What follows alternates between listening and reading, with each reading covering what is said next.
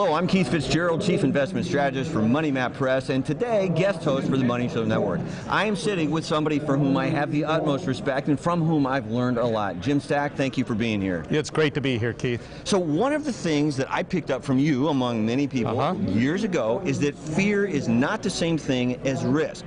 Now, most investors, that's an alien concept. But that's exactly true. The greatest fears of this entire bull market came at the start, and yet that was the lowest risk time to be invested. Today, we don't have a cloud in the sky, and that in itself is somewhat of a warning flag. Consumer confidence today is near the highest level in 50 years. The other two times were also in the long economic expansions. The late 90s, the late 60s, they both ended badly for investors. So right after everybody was euphoric. Right. So what you have to do is you have to look at the evidence. The evidence suggests this is a mature economic recovery. This is a late cycle bull market. There's a time to be dialing back your aggressiveness or your bullishness.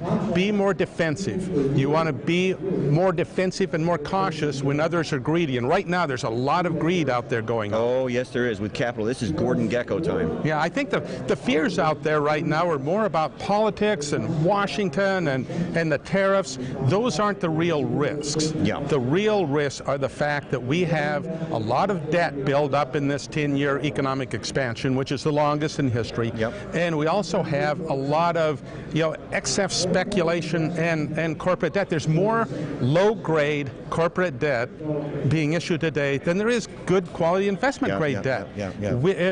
The fact that you go so long without a recession is not a great thing economically speaking, because recessions are a healthy part of the economic cycle. Well, people forget that success by its very definition includes failure. You have to have that periodic reset, is my view. Well, that periodic recession is a cleansing. Yes. We haven't had a cleansing in 10 years, so people think, oh, well, we're not going to have a recession anymore, there's no need to, and the Federal Reserve has control.